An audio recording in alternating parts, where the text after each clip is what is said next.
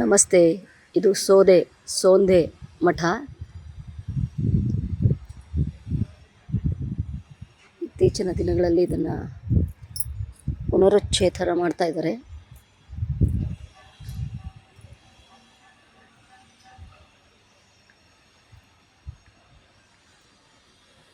ಇದು ಭೂತರಾಜರದು ಸಂಜೆ ಹೊತ್ತು ಪೂಜೆ ಮಾಡೋ ಜಾಗ. ಇದು ರಮಾ ತ್ರಿವಿಕ್ರಮ ದೇವರ ದೇವಸ್ಥಾನ. ಇದು ಸಹ ಜೀರ್ಣೋದ್ಧಾರ ಮಾಡ್ತಾ ಇದ್ದಾರೆ.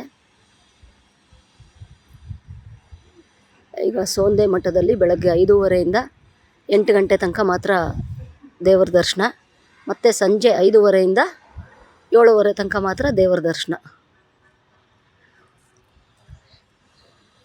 ಇಲ್ಲಿ ಸಂಜೆ 6 ಗಂಟೆಯಿಂದ ಪೂಜೆ ಇರುತ್ತೆ ಅಷ್ಟೇ.